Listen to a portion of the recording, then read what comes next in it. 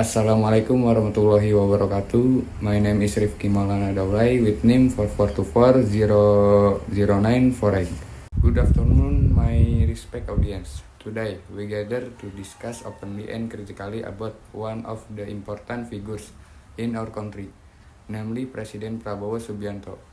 We all know that criticism is not a form of hatred.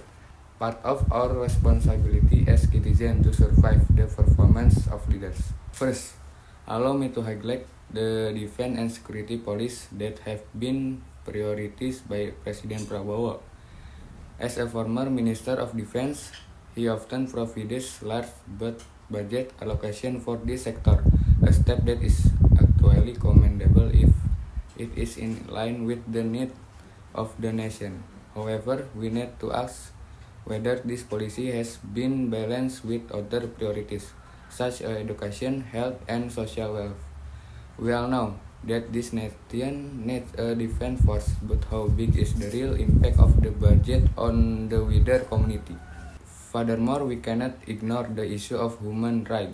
Regarding past event, big question about President Prabowo commitment to human rights enforcement still arise. Indeed, as a nation that prioritizes the principle of justice, we want a leader who has a clean track record in this field.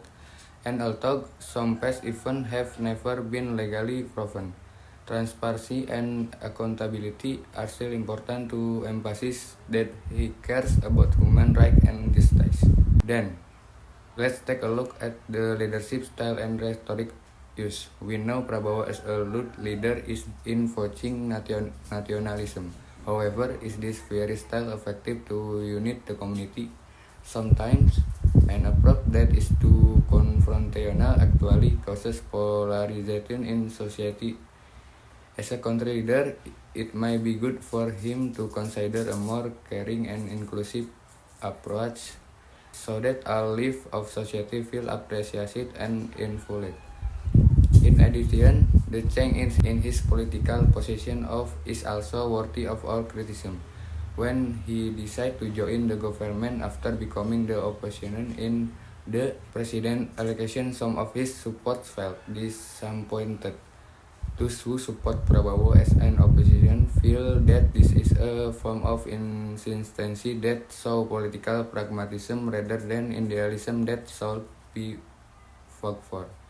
Finally, the issue of economic independence and self-sufficiency that is often voiced by President Prabowo became an important point in this pieces. This is an interesting idea and really needed by your nation.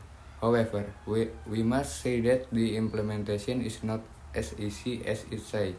How can we make sure that this policy really strengthens the people's economy? Are there any concrete steps to implement it effectively?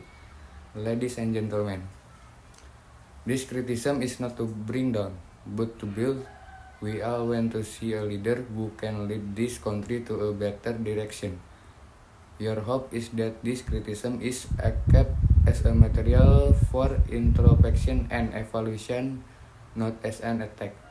We want a leader who dares to listen, dare to change, and dare to step forward for the benefit of all Indonesian people.